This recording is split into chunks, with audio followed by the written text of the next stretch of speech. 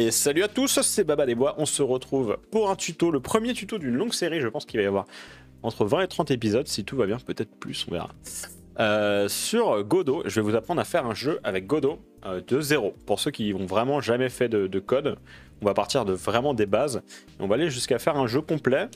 Je l'espère, si on arrive au bout, mais normalement tout devrait bien se passer. Donc je vais essayer autant que possible de séparer chaque sujet. On va aborder une notion technique et la mettre en pratique dans chaque vidéo. Donc si tout se passe bien, normalement chaque vidéo sera indépendante. Si vous êtes intéressé par exemple sur comment faire des interfaces utilisateurs dans Godot, vous pourrez avoir la vidéo qui est bien pour ça, mais vous pourrez aussi suivre tout le fil si vous voulez, du début à la fin pour avoir le jeu complet. Donc voilà, vous avez deux utilisations possibles pour la série. Soit vous regardez tout et vous faites le jeu avec moi, soit vous regardez juste ce qui vous intéresse. Du coup, le jeu qu'on va faire, ça va être un espèce de mix entre The Binding of Isaac et un Zelda 2D. Donc en gros, le principe, c'est que ça va être un roguelike à la Binding of Isaac, avec des salles générées procéduralement. Et au niveau du gameplay des combats, ça va ressembler plus à un Zelda, donc épée, bouclier, arc, tout ça, et vous combattez des monstres. Voilà, le principe du jeu reste assez simple, mais je veux qu'on pousse le truc jusqu'à faire la génération procédurale, comme ça on va aborder les trucs les plus simples dans un premier temps, et à la fin on abordera les trucs les plus compliqués, techniquement, le tout très progressivement. Allez, c'est parti! Alors, j'ai préparé un peu le projet, donc voilà, je l'ai appelé Zeldizac. Oh oh oh, quelle bonne blague. Le projet est vide pour l'instant, hein, donc vous en faites pas, vous êtes au même stade que moi. Je vous ai préparé un certain nombre d'assets, je vous mettrai le lien dans la description pour Itch.io, donc il y aura un asset pack que vous pourrez télécharger, dans lequel vous trouverez tous les assets que j'utilise pendant la série de vidéos, que je vais mettre à jour au fur et à mesure que je fais les vidéos, donc n'hésitez pas à aller jeter un œil de temps en temps. Et donc ça sera en donationware, ça sera complètement gratuit, vous pourrez le télécharger gratuitement sur Itch.io, mais si vous avez envie de me faire un don, parce que moi je suis indépendant, donc je vis de ça, donc si vous me faites des dons, déjà ça me fait plaisir, mais en plus ça me permet de vivre. Donc n'hésitez pas, si la série de vidéos vous plaît, à lâcher un petit don sur le pack d'assets. Et puis si vous voulez de toute manière les faire vous-même vos assets, il y a toute une série de tutos sur cette même chaîne pour apprendre à faire du pixel art. Donc c'est parti, donc on va partir d'un projet vierge. Le seul truc que j'ai fait, c'est créer des dossiers. En bas à gauche, ce que vous allez trouver, c'est en fait la navigation dans les fichiers de votre dossier du jeu. Donc si on ouvre le dossier du jeu, qui est ici, vous allez trouver juste tous les trucs de base quand vous créez un projet Godot, ça va être ça. Vous allez juste pas avoir le dossier scène que j'ai créé pour préparer un petit peu la vidéo, dans lequel j'ai juste mis des dossiers vides. Et vous pouvez retrouver la même chose ici dans le système de fichiers en bas à gauche. Donc vous pouvez naviguer dans les fichiers du jeu ici. Et ce qui est bien, c'est que vous allez pouvoir notamment importer les assets. Et c'est ce qu'on va faire tout de suite pour commencer. Donc voilà, alors pour importer des fichiers dans votre jeu, tout simplement vous pouvez aller dans le navigateur Windows comme ça, récupérer les fichiers qui vous intéressent. Donc nous on veut récupérer les images, les points PNG, et on veut les importer dans Godot. Et donc pour importer un fichier dans Godot, on a juste à drag and drop dans le dossier dans lequel on veut le mettre, ici, pouf, et ça va importer automatiquement. On va faire pareil avec le tileset, comme ça on aura tous les assets de base pour faire notre jeu, et on peut se lancer. Alors, si vous connaissez pas Godot, il se trouve que Godot c'est à la fois un moteur 3D, vous voyez de base on est sur le monde 3D, et à la fois un moteur 2D, donc vous pouvez switcher entre le moteur 3D et le moteur 2D en haut à gauche, en haut au milieu pardon, donc là vous êtes en 2D, là vous êtes en 3D, donc nous ce qui nous intéresse évidemment, on va faire un jeu 2D, donc on va se mettre sur 2D. Ok, donc ce qu'on va faire c'est qu'on va créer notre première scène et notre premier script dans Godot. Alors comment fonctionne Godot en fait? Pour pouvoir rajouter des éléments dans Godot, on ajoute ce qu'on appelle des nodes, ou des nœuds en français, et en fait pour faire ça, ça se passe en haut à gauche ici, vous voyez. Si vous voulez ajouter un nœud, par exemple, vous faites scène 2D, ça va vous créer une nouvelle scène avec un seul nœud dedans qui va être un node 2D. Donc c'est les nœuds de base pour faire de la 2D. Ça paraît un peu abstrait pour l'instant, mais vous inquiétez pas, tout va bien se passer. Donc voilà, ces nœuds-là, en double-cliquant dessus, vous pouvez les renommer. Donc pour l'instant, on va l'appeler par exemple level. Ça va être notre niveau, on va l'appeler level. Pour ajouter un nœud, vous pouvez cliquer sur un nœud qui est déjà présent, clic droit, et ajouter un nœud enfant tout en haut, qui va vous montrer une nouvelle fenêtre ici. Vous pouvez ajouter tout un tas de nœuds, et vous voyez dans Godot, il y a tout un tas de nœuds différents qui vous permettent de faire plein de choses différentes, et on verra au fur et à mesure ce que chaque nœud permet de faire. On va pas tous les passer en revue, mais une partie en tout cas. Et il y en a un qui est consacré au personnage qui s'appelle Kinematic Body 2D, donc on peut taper dans la barre de recherche Kinematic Body 2D, et pouf, donc voilà, je l'ajoute dans ma scène, et ça va être notre personnage, donc on va le renommer caractère, en anglais, c'est personnage. Voilà. Notre architecture de base qui va être très simple, on a juste un level dans lequel on a notre personnage. Mais alors pour l'instant, tout est très abstrait.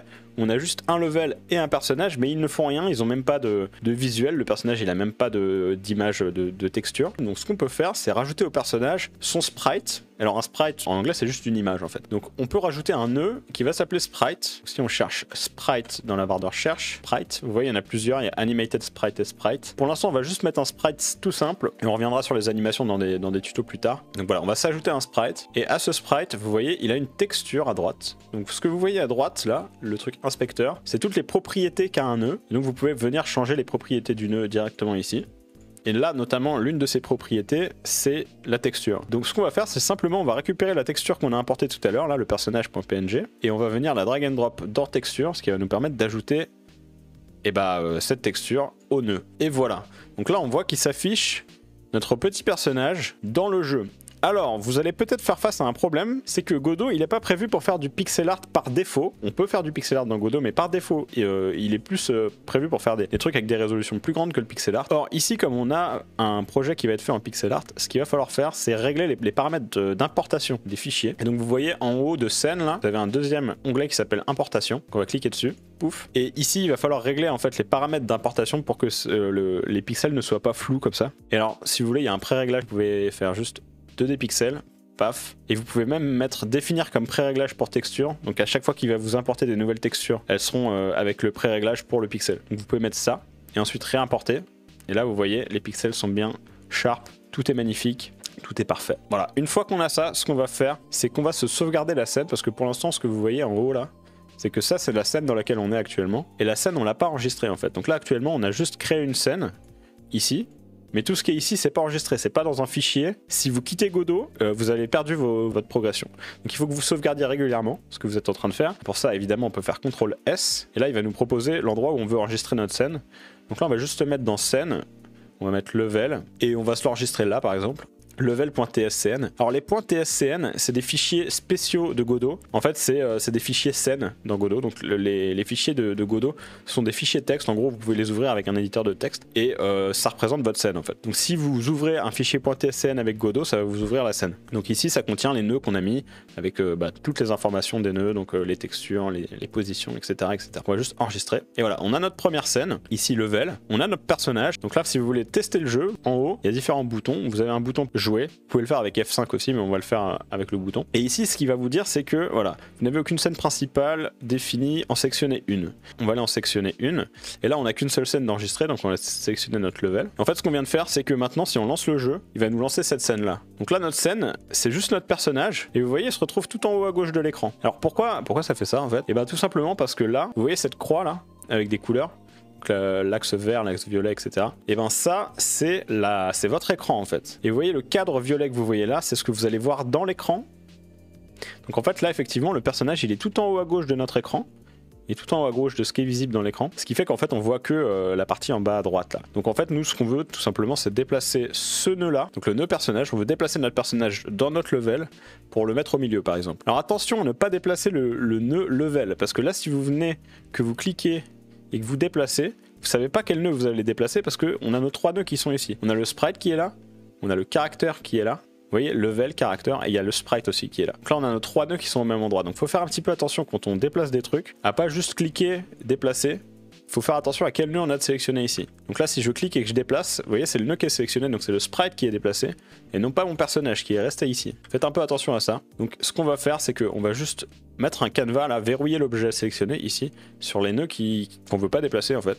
Donc le sprite et le level, on veut pas les déplacer. Ce qu'on veut déplacer, c'est simplement le personnage. Et donc ici, on va pouvoir se déplacer. Maintenant, il n'y a que ça qui peut être bougé de toute manière. Donc on peut le mettre où on veut. Donc on va se le mettre au milieu de l'écran. Ok, donc là, on se retrouve avec notre setup de base. On a notre level, notre personnage qui est au milieu de notre level et notre sprite. Donc si on appuie sur le bouton pour lancer le jeu, on va se retrouver avec le personnage au milieu de l'écran normalement. Voilà, on a notre personnage au milieu de l'écran, parfait. Donc maintenant, l'objectif, on va coder nos premières lignes de code, notre premier script, qui va nous permettre de déplacer notre personnage. Donc c'est parti.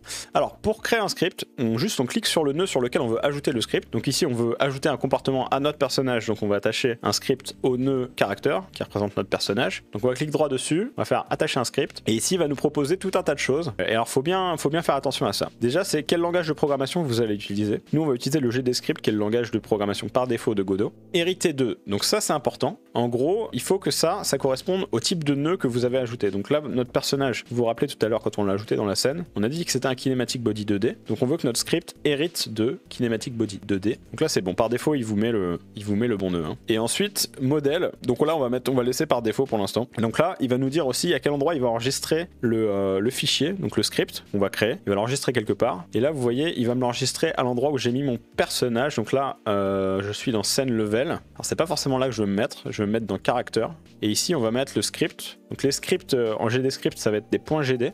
Donc là, on va mettre character.gd, ça va être le script de notre personnage. Donc on va l'enregistrer là-dedans, dans character, c'est très bien. Paf, on va faire créer.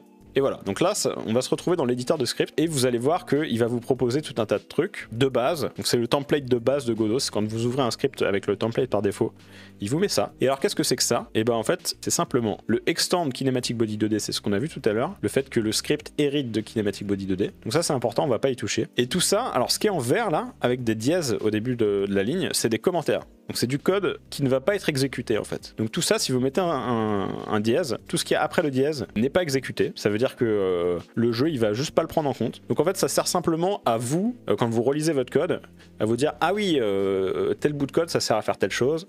Donc c'est un peu comme des commentaires que vous laissez à vous-même en fait. C'est du code qui n'est pas exécuté, donc ça peut être très utile pour indiquer ce que va faire tel bout de code ou tel bout de code pour vous retrouver un petit peu, pour ranger les choses, et on verra qu'on va pas mal s'en servir. Ok, donc on peut virer tous les commentaires. On va juste laisser ça parce qu'on va en reparler après. On est dans notre tout premier script, donc il y a deux notions importantes avec le code qu'il faut que vous sachiez, et c'est des notions qui sont vraies dans tous les langages de programmation. Premièrement, c'est les variables, et deuxièmement, les fonctions. Donc je vais vous expliquer ce que ces deux choses sont, et après on va les utiliser. Donc, les variables, qu'est-ce que c'est? Eh ben, une variable, c'est juste un conteneur. En gros, imaginez un bocal dans lequel vous mettez différentes choses. Je sais pas, un bocal dans lequel vous rangez du riz. Et ce bocal, il a une étiquette avec marqué riz, par exemple. Donc, en fait, vous allez avoir une variable. Donc pour déclarer une variable dans Godot, on fait var. Et après, on met le nom de la variable. Donc le nom de la variable, ça va être notre étiquette. L'étiquette du bocal, c'est riz. Donc on va l'appeler riz. Et à l'intérieur, on va mettre une valeur. Donc c'est ce qui va être à l'intérieur de votre bocal. Donc là, à l'intérieur de notre bocal, on va avoir du riz. Donc on va lui dire, par exemple, à l'intérieur de mon bocal, il y a du riz. Incroyable. Vous avez fait votre première variable. Alors je vais vous expliquer un petit peu à quoi ça sert. Ça peut paraître abstrait au début, c'est normal. Mais en gros, il faut imaginer que les variables, c'est des conteneurs. Et après, vous pouvez utiliser vos variables de différentes manières. Et pour l'instant, on va juste rester un peu sur le concept de base. Une variable, c'est un conteneur. Donc, ce conteneur, il peut contenir différentes choses. Un peu comme votre bocal, il peut contenir du riz, des lentilles, je sais pas, du lait, de l'eau, tout un tas de trucs. Bah, la variable, c'est pareil, elle peut contenir tout un tas de trucs différents. Et les principales choses qu'elle peut contenir, c'est un chiffre. Donc, par exemple, on va l'appeler chiffre. Enfin, une variable qui s'appelle chiffre. Ce chiffre, ça va être 12. Donc là, par exemple, ma variable chiffre, elle contient 12. Et il y a différents types de chiffres. Il y a deux types de chiffres principaux différents. Il y a les entiers, donc les chiffres entiers, c'est des chiffres qui n'ont pas de membres après la virgule. Donc par exemple 12,5 c'est pas un entier, par contre 12 c'est un entier. Ici on va le renommer entier plutôt, donc ça c'est un entier. Et on va faire une deuxième variable qui va contenir ce qu'on appelle un float. Et alors un float c'est en fait c'est un nombre en mathématiques, vous avez peut-être vu ça au collège, c'est un nombre réel. En gros c'est un nombre qui contient des chiffres après la virgule. Et pour déclarer un nombre réel, donc on peut l'appeler réel si vous voulez. On va mettre 12,5 par exemple. 12,5. Alors attention, le code c'est toujours en anglais, ce qui fait que les virgules, c'est pas des virgules, c'est des points. En anglais, les virgules, c'est des points. Alors les virgules quand on fait des maths, hein, évidemment. Donc ici, ça c'est un réel, 12,5. Qu'est-ce que ça peut contenir d'autre? On peut contenir des entiers, des réels. On peut contenir aussi du texte. Donc var, on va déclarer une variable qui s'appelle texte. En français, on va mettre pour l'instant. Après, on codera en anglais évidemment. Et ce texte, il va contenir. Alors pour déclarer du texte, ce qu'on fait, c'est qu'on le met entre guillemets. Et là, vous allez mettre, je sais pas, pouette. Voilà, votre texte, il contient pouette. Mais il peut aussi contenir plusieurs mots. Hein. Vous pouvez faire pouette, pouette. Je vais dans les bois. Voilà. Et là, votre variable, elle contient pouette, pouette, je vais dans les bois. Pourquoi pas, hein. Donc ça, voilà, on a fait entier, on a fait réel, on a fait du texte. Maintenant, qu'est-ce que ça peut contenir d'autre? Alors ça peut contenir tout un tas de choses, hein, mais je vais vous montrer les types de base. Ça peut contenir aussi alors ce qu'on appelle un booléen. Alors un booléen, en fait, c'est juste, c'est binaire. En gros, c'est vrai ou faux. On va l'appeler booléen. Voilà. Alors un booléen, c'est juste vrai ou faux. En fait, si vous déclarez true, la variable va contenir vrai, et si vous lui déclarez false, la variable va contenir faux. Voilà, tout simplement. Je vais vous expliquer un petit peu après à quoi ça sert, mais c'est hyper important les booléens. On va beaucoup s'en servir en programmation. Ok, alors tout ça, ce sont des variables. Donc là, ces variables-là, on les a déclarées en haut de notre script. Alors ça veut dire que ces variables, on va pouvoir s'en servir dans tout le script ensuite. On va pouvoir faire appel à ces variables dans tout le script et je vais vous montrer tout de suite comment. Alors c'est tout simple. On va se mettre dans la fonction ready. Alors je vous expliquerai un petit peu après ce que ça fait.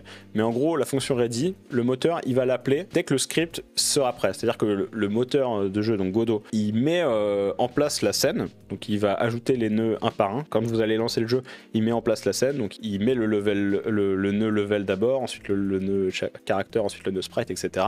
Et une fois que tout ça c'est fait, il ajoute les scripts un par un.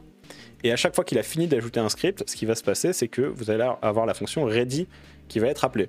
Donc vous allez pouvoir faire des trucs dans Ready pour dire je veux qu'il se passe telle chose quand ce nœud est prêt, c'est-à-dire quand ce nœud est ajouté dans mon jeu. Alors pour mettre du code dans une fonction, mais c'est vrai aussi pour d'autres choses comme pour les conditions, pour les boucles, etc. Le GDScript, qui est le langage de Godot, utilise les tabulations. Ce que vous voyez ici, la petite flèche que vous voyez à gauche là, avant le pass, signifie que le pass est à l'intérieur de ready. Ça veut dire qu'il sera exécuté dans la fonction ready. Et ça, c'est vrai parce qu'il y a une tabulation avant qui est représentée par la petite flèche ici. Donc pour le faire, c'est simplement, vous mettez au début de votre ligne et vous faites tab, votre touche tabulation de votre clavier. Ça vous permet d'ajouter une tabulation. Si vous faites déjà du code, vous êtes peut-être habitué à des langages où on n'utilise pas des tabulations, mais des curly brackets comme ça. C'est pas le cas en GDScript. En GDScript, on utilise la syntaxe Python, c'est-à-dire que tout est fait avec des tabulations. Alors ça peut en déconcerter certains qui viennent de syntaxe plus héritée du C ou d'autres langages plus classiques comme ça. Mais bon, ça a l'avantage quand même de limiter le nombre de caractères à l'écran et donc de rendre le code plus littéral. Alors qu'est-ce que vous pouvez faire dans une fonction? Eh ben, vous pouvez faire absolument tout et n'importe quoi. Et le truc de base qu'on fait en programmation souvent, c'est une petite blague d'informaticien, c'est de faire un print hello world. Alors, qu'est-ce que ça fait print? En fait, quand vous faites un projet, n'importe lequel de programmation, en général, ce qu'on commence par faire, c'est qu'on commence pas par utiliser un moteur, etc. Si vous utilisez un langage de programmation tout bête, ce qui va se passer, c'est que vous allez juste avoir une console. Et dans cette console, vous allez pouvoir afficher des choses. Je sais pas si vous avez déjà vu une console, mais une console, ça ressemble à ça. C'est juste un carré noir avec du texte et vous pouvez taper du texte, machin truc. Et quand vous apprenez à faire à coder, mais sans moteur ou quoi que ce soit, souvent ce qui se passe, c'est que vous avez juste une console dans laquelle s'affiche du texte. Bah, votre programme, il peut sortir du texte dans cette console. C'est-à-dire que vous pouvez lui dire affiche tel texte dans la console. Et bah là, c'est ce qu'on va faire avec le print. En fait, le print va nous permettre d'afficher le texte qu'on veut dans la console de Godot. Donc là, si on fait print hello world, ce qui va se passer, c'est que dans la console de Godot va être écrit hello world. D'ailleurs, on peut tester, on va lancer le jeu. Donc je fais F5 pour lancer le jeu. Paf, et vous voyez, la console de Godot, elle est en bas. Elle est là, et là est affiché Hello World. Donc là, c'est vraiment le truc de base qu'on fait en programmation. Ce qui s'est passé, c'est que là, vous voyez, il y a chaque nœud qui ont été instanciés dans la scène. Donc instancié, ça veut dire ça a été ajouté à la scène. Et ici, on a la fonction ready qui est appelée quand le script est prêt. Donc quand il est prêt à être exécuté, c'est appelé. Et donc on a le Hello World qui est affiché dans la console dès que le nœud est prêt. Voilà, c'est le truc le plus simple qu'on puisse faire. Maintenant, vous vous souvenez, on a dit les variables, c'était des contenants. Donc maintenant, ce qu'on peut faire, vu que texte contient du texte, plutôt que de dire print hello world, on peut faire print texte. Normalement, ça va nous imprimer dans la console pouet pouet, je vais dans les bois. Testons. Et là, vous voyez, est affiché pouet pouet, je vais dans les bois. Voilà, donc c'est pour vous montrer que une variable, c'est vraiment un contenant. Ce qui nous intéresse, c'est ce qu'elle contient. Et donc, vous pouvez vous référer à ce qu'elle contient en l'appelant par son nom.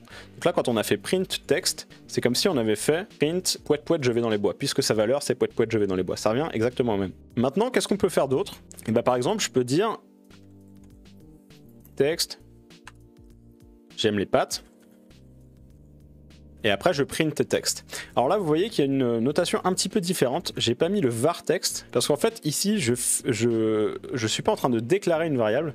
Alors, déclarer, ça veut dire créer une nouvelle variable en fait. Je suis pas en train de déclarer une nouvelle variable. Je suis en train d'utiliser la variable qui existe déjà, qui s'appelle texte, et je lui dis ta valeur, c'est j'aime les pâtes.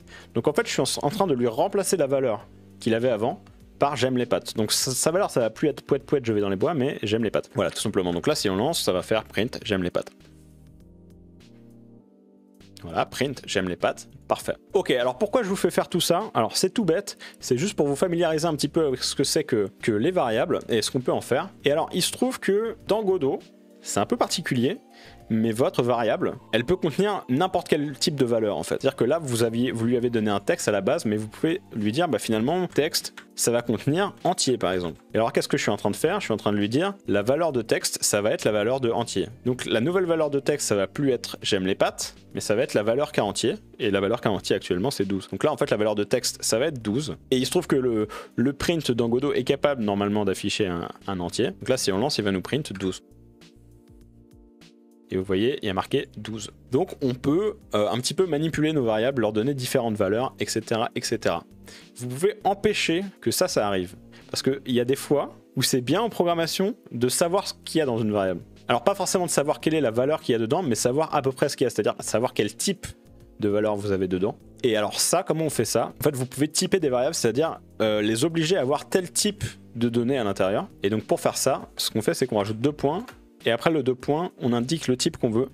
Donc ici, on veut une chaîne de caractères. Donc une chaîne de caractères dans Godot, ça s'appelle string. Donc si je fais texte 2.string égale ça fait que ma variable texte ne peut plus que contenir une chaîne de caractères. Donc en fait, ce que je suis en train de faire ici, là, de lui donner un entier, normalement, il va me dire qu'il y a une erreur, parce que j'ai pas le droit de faire ça. Et vous voyez, là, il me dit qu'il y a une erreur, il me met un message d'erreur en rouge, trying to assign a value of type int in a variable of type string. Donc il me dit, j'essaye d'assigner une valeur de type entier, j'essaye de donner un entier à une variable de type string, donc de type chaîne de caractères. J'ai pas le droit de faire ça. J'ai pas le droit de faire ça parce que j'ai typé ma variable. Je lui ai dit que cette variable-là, ça allait être une chaîne de caractères et ça peut pas être autre chose. Et alors, vous pouvez vous dire, mais c'est plus restrictif de faire ça, c'est moins bien, parce que tu peux faire moins de choses avec ta variable. Alors oui, en théorie, sur le papier, c'est moins bien, mais en fait, dans la pratique, c'est beaucoup mieux, parce que dans la pratique, vous vous retrouvez avec beaucoup de variables, beaucoup de scripts, quand vous avez un jeu complet, et vous voulez savoir exactement, telle variable, qu'est-ce qu'elle contient comme type de données, quoi. Parce que si d'un coup, vous lui donnez un autre type et que vous faites pas attention, vous pouvez très vite vous retrouver avec des erreurs très difficiles à gérer et très difficiles à retrouver, parce que votre variable, elle est mal nommée, ou elle contient pas le bon type de données, etc. Donc c'est vachement important, je trouve, en tout cas à titre personnel, de typer ces variables au maximum pour éviter de faire des erreurs bêtes. Ça va vous éviter d'avoir des problèmes, des bugs difficiles à résoudre par la suite. Donc on va essayer de typer à chaque fois nos variables. Donc ici, si on reprend notre exemple, ici c'est un entier, donc un entier ça se déclare int. Int ça veut dire integer, integer qui veut dire entier en anglais. Réel c'est float. Alors float, c'est pour floating point value, je vais pas vous expliquer pourquoi ça s'appelle comme ça, mais voilà, les réels c'est des floats. String ça veut dire chaîne de caractères, et booléen ça se déclare comme ça, bool. Voilà, donc là il me dit, avant même que j'ai lancé le projet, là, il me dit the assigned value type int doesn't match the variable's type. Donc là en fait il me dit là, l'interpréteur de Godot, il me dit là t'as fait une bêtise dans ton code, donc ça j'ai pas le droit de le faire. Et donc c'est très pratique parce qu'il me dit ce que tu es en train de faire c'est illégal quoi, tu peux pas faire ça. Voilà. On a fait un peu le tour des variables, vous verrez qu'on peut faire encore beaucoup de choses avec, mais on a fait un peu le tour des bases. Maintenant je vais vous expliquer ce que c'est qu'une fonction, et après tout ça, on va mettre un petit peu en pratique et on va faire déplacer notre personnage. Dans un premier temps on va voir ce que c'est que les fonctions. Alors en fait une fonction, on en utilise déjà une actuellement, c'est la fonction ready, qui est appelée par le moteur, mais c'est une fonction un peu particulière parce que c'est pas vous qui l'appelez. Mais la plupart des fonctions en fait, vous allez les appeler vous-même. On va déclarer une nouvelle fonction. Alors pour déclarer une fonction on fait func, et après on met le nom de la fonction. Donc je vais l'appeler par exemple print value. Voilà. Et ici, on va lui donner un argument. Alors, qu'est-ce que c'est qu'un argument? En fait, c'est des variables que vous pouvez passer à votre fonction et elle va pouvoir faire des choses avec. Par exemple, ici, je sais que je veux print un texte. Qu'en fait, l'objectif de cette fonction, ça va être de print dans la console du texte. Donc, on sait qu'on va avoir du texte en entrée, on va lui passer du texte à cette fonction. Et ce qu'elle va faire en sortie, c'est imprimer le texte dans la console. Donc, on va lui passer du texte. Donc, on va dire, je veux du texte, donc je veux que ça soit une chaîne de caractères, donc string. Ensuite, on fait 2 points. Et ensuite, ici, à l'intérieur de la fonction, on va pouvoir lui dire ce que fait la fonction avec ça. Donc là on a notre variable texte qui est à l'intérieur de print value, et ce texte on va en faire quelque chose. Là tout simplement on va faire print texte. Donc là ce que ça fait, cette fonction, c'est que le texte qu'on va lui passer, elle va utiliser l'argument, donc ce qu'on appelle un argument, c'est la variable qui est propre à cette fonction là qu'on lui passe en entrée. Elle va prendre donc ce qu'on lui donne en entrée et elle va le print. Et alors comme ça fait la même chose que la fonction print actuellement, ce qu'on va faire c'est que on va aussi lui faire un deuxième print. On va lui dire texte plus texte, allez, pour vous montrer un peu à quoi ça sert. Et ici, ce que ça va faire, donc c'est que si je lui envoie n'importe quel texte à ma fonction, elle va print dans un premier temps le texte en lui-même. Donc par exemple, on va le faire de manière pratique, print value, on va appeler la fonction print value, et on va lui donner le texte poète. Allez, alors ce qui se passe là, donc c'est que je lui donne la chaîne de caractères poète à ma fonction print value. Donc quand on va rentrer dans la fonction print value, on va arriver là, la valeur de texte, ça va être poète, au moment où ça va s'exécuter. Donc là, ce qui va se passer, c'est que ça va nous imprimer dans la console la valeur poète, et après, une deuxième fois, ça va nous imprimer la valeur poète plus la valeur poète. Donc en fait, ça va nous faire une ligne où ça va nous écrire poète, et une ligne où ça va nous écrire poète. Voilà. Tout simplement. Et donc appeler une fonction, ça se passe comme ça. Pour déclarer une fonction, vous faites func, le nom de la fonction, parenthèse, les arguments, et vous faites ce que fait la fonction ensuite. Et pour appeler la fonction, eh ben vous la nommez et vous lui passez les arguments que vous voulez lui passer ici, dans les parenthèses. On va lancer le jeu, et là, ça devrait imprimer ce que je vous ai dit, poète et poète. Vous voyez, poète. Mais si on lui mettait autre chose, ça ferait pareil, hein. On va lui dire pomme. ça fera pom pom pom. Voilà.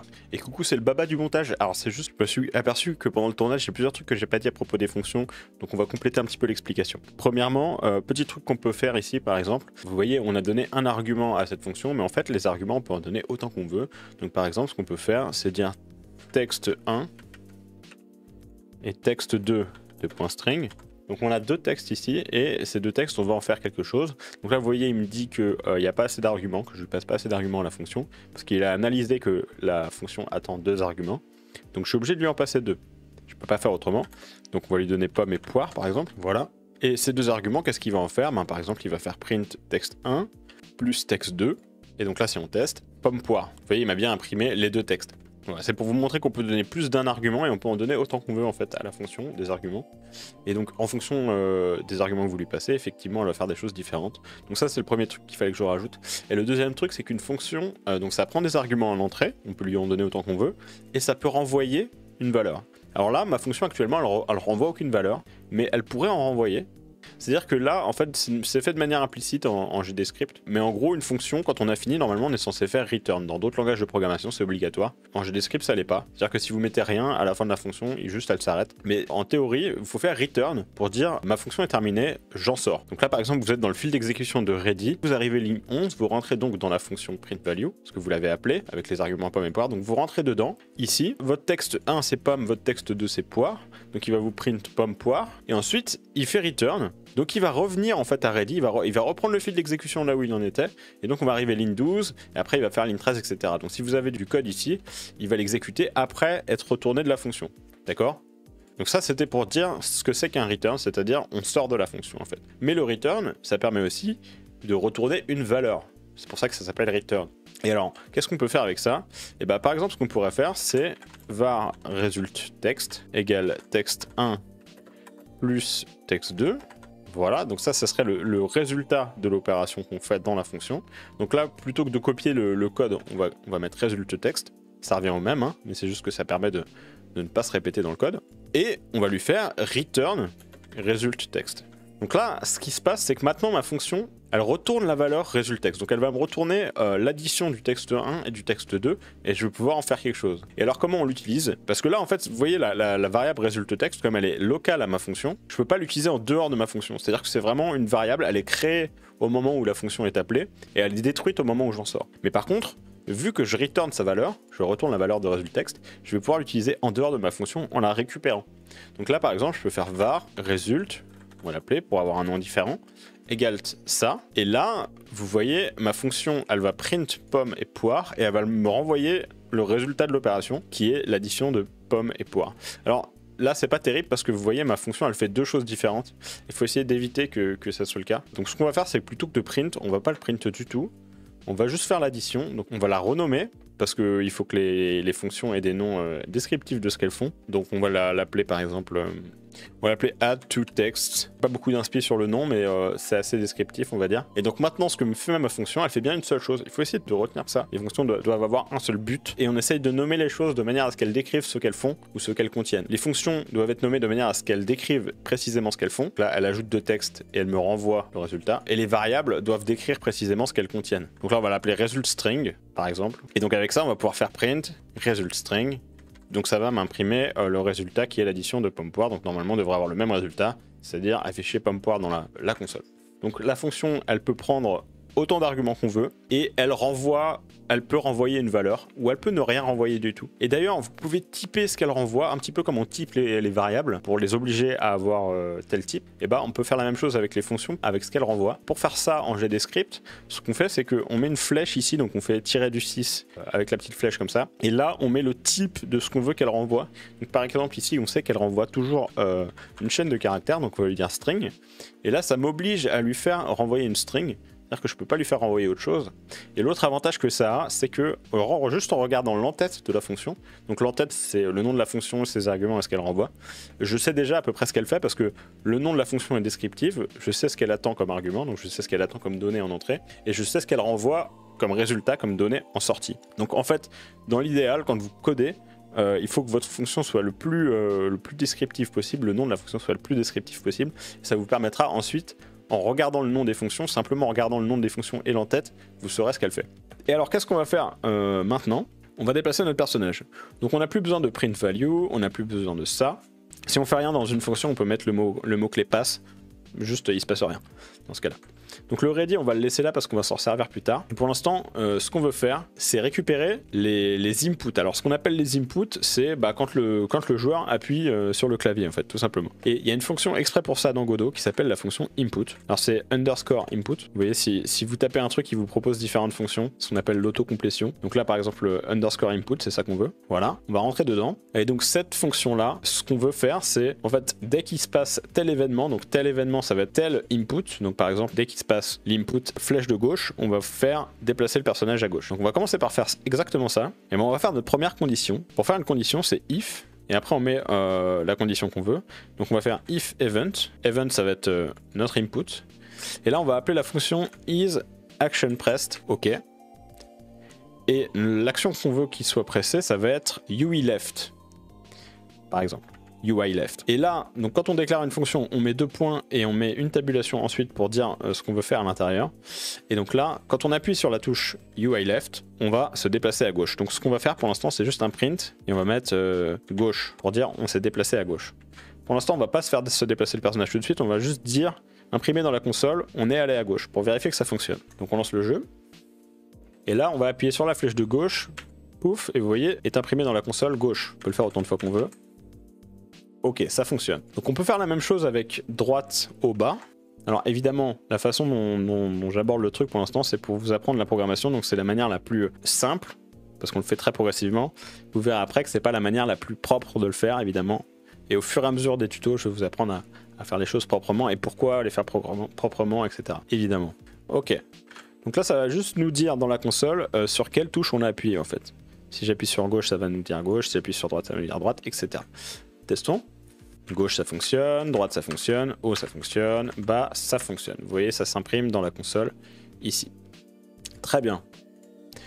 Ok, donc voilà, on a récupéré les inputs, on sait quand le joueur appuie sur telle touche ou telle touche. Maintenant évidemment ce qu'on veut faire, c'est pas juste print gauche, print droite, c'est pas très intéressant. Ça nous amène pas grand chose. Donc ce qu'on veut faire, c'est se déplacer ce personnage. Et alors comment on va faire ça? Et bien ça tombe bien parce qu'on a le nœud Kinematic Body 2D qui nous donne accès à tout un tas de choses qui nous permettent de faire se déplacer un personnage. Donc c'est le nœud de base pour faire des personnages en fait dans Godot.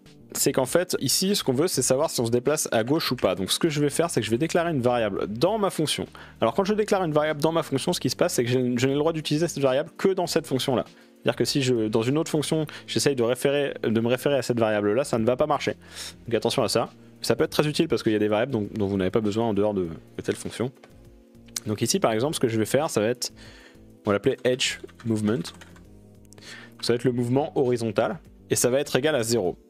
On va faire pareil avec V Movement égale 0.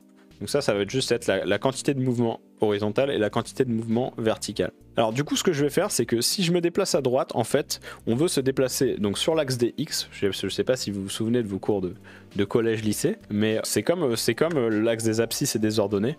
Donc vous avez l'axe des X qui est l'axe horizontal et donc plus vous montez sur l'axe des X plus vous allez à droite, plus vous descendez sur l'axe des X plus vous allez à gauche. Donc ce qu'on va faire c'est que quand on se déplace vers la droite on va monter et quand on se déplace vers la gauche on va descendre sur l'axe des X.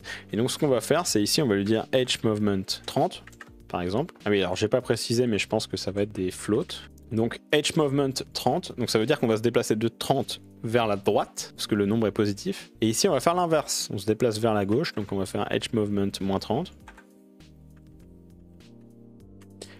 Voilà. Et on va faire pareil avec up et down. Donc là on se déplace vers le haut. Alors il faut faire un petit peu attention à un truc, c'est que l'axe vertical est inversé dans Godot, mais c'est vrai dans tous les moteurs de jeu en fait. En fait, votre origine est en haut à gauche et non pas en bas à gauche comme on voit dans les cours de maths. Ce qui fait qu'en fait, pour descendre sur l'axe des Y, il faut que vous ajoutiez. C'est-à-dire que là, vous voyez mon curseur, il est en haut à gauche. Là. Quand je descends, c'est que je rajoute de la valeur à Y. Et si je monte, c'est que je retire de la valeur à Y. Donc en fait, pour aller vers le bas, on veut aller vers le positif. Donc, V-Movement, ça va être 30. Pour aller vers le bas, c'est du positif. Pour aller vers le haut, c'est du négatif. Ici, V-Movement, ça va être moins 30. Et alors, je le fais de manière très naïve, mais vous allez voir après qu'on peut faire mieux que ça, évidemment. Ok, donc ça, on sait la quantité de mouvement qu'on a vers la gauche, vers la droite, etc. Vers le haut, vers le bas. Maintenant, comment on fait se déplacer le personnage? On va faire Move and Slide, qui est une fonction de Godot qui permet de déplacer les personnages. Alors c'est une fonction de Kinematic Body 2D. Hein. Vous la retrouvez seulement si votre script hérite de Kinematic Body 2D. Donc là, Move and Slide, et on va lui donner la quantité de mouvement vers lequel on veut déplacer le personnage. Puis il attend en premier argument la quantité de mouvement, et le type qu'il attend, c'est un vecteur 2. Et alors un vecteur 2, qu'est-ce que c'est? C'est juste un type qui a deux valeurs, x et y. Donc ce qu'on va faire, c'est vecteur 2. On va déclarer un vecteur 2, parenthèse, pour créer le vecteur 2. Et là, vous voyez, il attend x et y. Donc ce qu'on va faire, c'est qu'on va lui donner hMovement et vMovement. hMovement, ça va représenter notre déplacement sur l'axe des x. Donc sur l'axe des x c'est horizontal, et vMovement ça va représenter notre déplacement sur l'axe des y, donc verticalement. Alors vous voyez qu'il se déplace, mais déjà très peu, et en plus il ne se déplace que quand j'appuie sur la touche. Si je reste appuyé, ça ne marche pas. Alors c'est tout à fait normal. Alors ce qu'on va faire, c'est que déjà on va se mettre 300 plutôt que 30, parce que la valeur n'est pas assez grande. Comme ça vous allez vous rendre compte que ça marche. Voilà, là on voit nettement le personnage se déplacer. Alors, je vous ai fait tout un discours sur le fait que l'axe des Y était inversé, et j'ai moi-même inversé l'axe des Y. Donc c'est bien up négatif et down le positif, ce que je vous disais tout à l'heure. Voilà, là on a notre personnage qui se déplace, mais seulement quand j'appuie sur les touches. Alors c'est normal, c'est à cause de la façon dont on a codé les choses, mais c'est parce que je vous l'apprends de manière très progressive. En fait, ce qui se passe, pour vous expliquer un petit peu, c'est qu'à chaque fois qu'on rentre dans la fonction input, la valeur de hMovement est changée. Et la valeur de vMovement aussi, parce qu'à chaque fois qu'on entre dans input, la valeur est remise à 0, et après ça attend de voir si on a pressé la touche gauche, ou la touche droite, ou la touche up. Donc en fait, à chaque fois qu'on appuie sur une touche, ça appelle la fonction input, ça remet les valeurs à 0, et ensuite seulement ça change la valeur à 300, moins 300 en fonction du déplacement que vous avez fait, et ça vous déplace. Mais le problème c'est que du coup, si vous arrêtez d'appuyer sur la touche, la valeur elle est à 0, et donc du coup le personnage ne se déplace pas. Donc ce qu'on va faire, c'est que plutôt que de les déclarer dans input, vMovement et hMovement, pour l'instant ce qu'on va faire, c'est qu'on va les déplacer, et on va les mettre ici. Et donc là, si on lance le jeu, si je reste appuyé, maintenant ça fonctionne. Parce que la valeur de hMovement et de vMovement n'est pas reset à 0 à chaque fois que je lance la fonction. Mais maintenant ce qui se passe aussi, c'est ça. Voilà, c'est que si je déplace la souris, en fait le fait de déplacer la souris déclenche la fonction input. Parce que la fonction input, elle prend en compte tout un tas d'inputs possibles. Donc les inputs de manette, si vous en avez une de branchée, les inputs de votre souris, les inputs de votre clavier, etc. Et cette fonction va être appelée à chaque fois qu'il y a un input dans le jeu, n'importe lequel. Ce qui fait qu'en fait, là, quand je bouge la souris, ça déclenche la fonction input et ça me fait me déplacer, vous voyez. Donc ça c'est un comportement qu'on veut pas, bien sûr.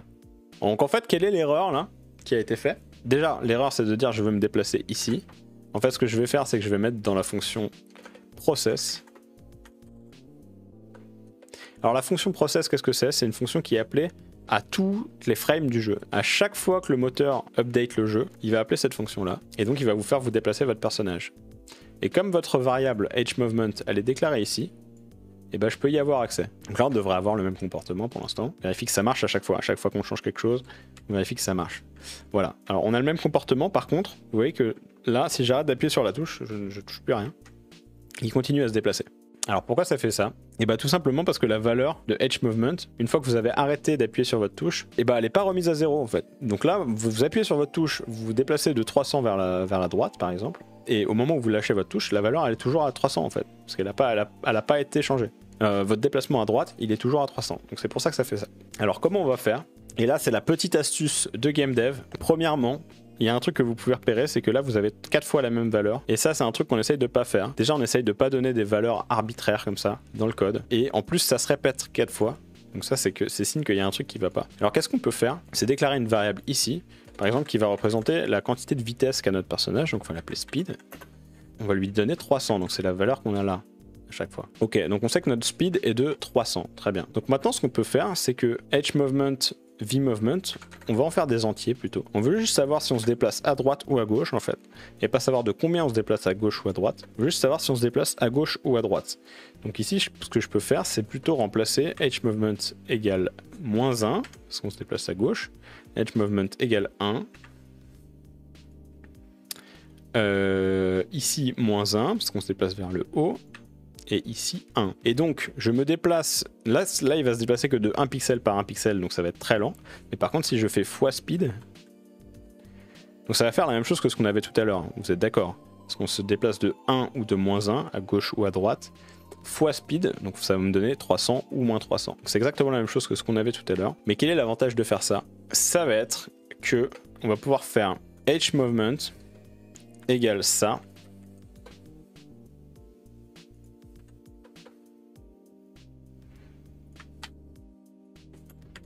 Moins ça.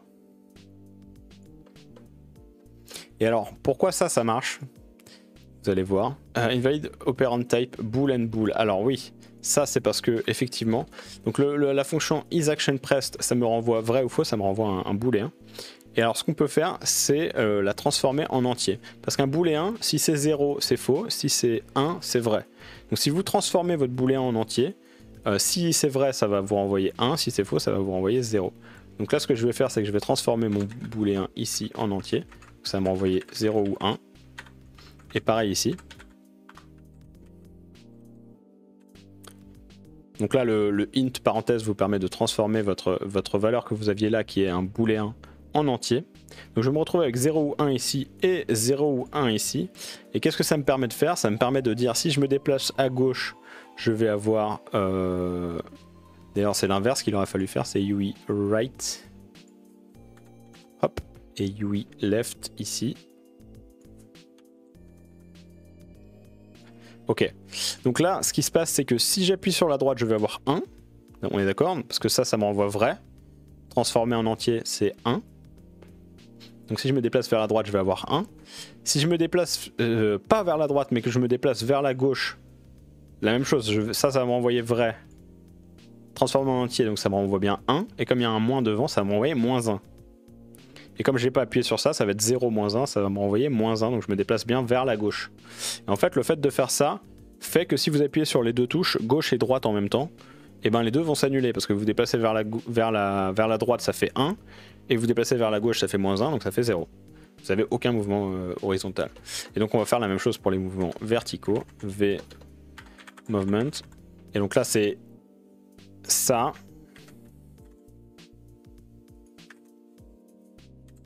Donc on veut un entier. Moins ça. Ça on en a plus besoin. Oups. Moins ça. Pareil, ça on en a plus besoin. Ouf. Hop. Et donc ici, on a bien notre mouvement horizontal et notre mouvement vertical. Et donc, on fait la même chose que tout à l'heure, mais en beaucoup moins de lignes de code. Et en plus, c'est beaucoup plus propre parce qu'on a la vitesse qui est déclarée une seule fois ici. Si on veut changer la vitesse du personnage, on n'a pas besoin de venir changer plusieurs endroits du code. On a juste à changer cette valeur-là et ça change la vitesse. Donc là, on va tester, voir si ça fonctionne. Voilà. Et vous voyez que si je lâche les inputs, ça fonctionne bien. En vrai, on peut rendre le code encore plus simple et encore plus propre en faisant, plutôt que d'avoir deux variables hMovement et vMovement, on va se déclarer une variable direction par exemple, direction, qui va représenter la direction dans laquelle on va vouloir se déplacer. Alors ça va être un vecteur 2, donc comme je vous ai dit tout à l'heure, un vecteur 2 ça contient x et y, ça contient deux valeurs. Et là on va lui donner la valeur 0, 0. J'en profite pour vous dire que pour faire exactement la même chose que ça, vous pouvez aussi faire un vecteur 2.0. Donc ça me donne un vecteur 2 qui a 0 en x, 0 en y. Donc ça c'est ma direction. Et donc maintenant ce que je peux faire, c'est simplement dire direction.x égale ça, direction.y égale ça. Alors qu'est-ce que c'est que le point? En fait, le point ça vous permet d'accéder à une propriété dans un objet. Et ici mon vecteur 2 c'est un objet. Donc en fait un objet c'est juste une variable qui contient différentes autres variables. Donc là votre vecteur 2 il contient x et y qui sont les deux paramètres du vecteur 2, donc il y a son paramètre x et son paramètre y, et si vous voulez accéder à l'un de ces paramètres, vous faites le nom de la variable point le nom du paramètre. Donc ici ça va être direction.x pour le paramètre x, direction.y pour le paramètre y. Et donc en fait là on fait exactement la même chose que ce qu'on avait tout à l'heure, sauf qu'on n'a plus besoin de hMovement et de vMovement, donc on le fait avec une seule variable, paf. Et donc ici, on n'a même plus besoin de déclarer ça, on fait juste direction fois speed, et on a la même chose en très peu de code. Et ça fonctionne. Et voilà, c'est tout pour ce premier tuto, j'espère que ça vous a plu. C'était un peu long parce qu'il a fallu qu'on aborde un petit peu plein de sujets, comment initialiser le projet, comment fonctionnent les scènes et les nœuds dans Godot, les bases de la programmation, donc des variables, des fonctions, et ensuite le mettre en application pour pouvoir se déplacer. Dans le prochain tuto, on va voir comment fonctionne le système de tilemap et de collision qui vont nous permettre de faire notre niveau et de pouvoir avoir des collisions avec les murs, avec les obstacles, etc. pour que notre personnage il se déplace dans un monde. Si tout va bien, il devrait sortir un épisode comme ça toutes les semaines. N'hésitez pas à vous abonner et à mettre la cloche pour être notifié des prochaines sorties de vidéos. Si vous voulez me soutenir, vous pouvez le faire sur le lien Ko-fi que vous pouvez voir qui est là, que je vous mettrai aussi dans la description. Donc en fait, vous pouvez me faire soit un don ponctuel, soit un don mensuel. Et pour ceux qui choisissent de me faire un don mensuel, vous aurez accès aux vidéos de ce tuto quelques jours avant leur sortie. Voilà, moi ça me permet de me rémunérer un petit peu. Et vous, si vous voulez me soutenir, voilà, c'est un moyen très simple. Et j'en profite aussi pour vous dire que vous pouvez me suivre évidemment sur Twitter, sur Instagram. Je vous mets le lien aussi de la commu Discord qu'on partage avec les amis Quête12, Made with Rov et Subarat. Dans la description, qui sont d'autres créateurs qui font plein de choses sympas. Je vous invite à aller jeter un coup d'œil. Je stream une grosse partie de mon boulot sur ma chaîne Twitch. Vous pouvez retrouver le lien aussi en description. Et notamment, ces tutos que vous pouvez trouver sur cette chaîne, je les tourne en stream. Donc si vous voulez voir un petit peu ça pendant le tournage et plein d'autres choses aussi, du pixel art, le développement de mes jeux, ça se passe sur la chaîne Twitch. Je vous mets le lien. Voilà, je vous fais plein de poutous et je vous dis à la semaine prochaine. Salut!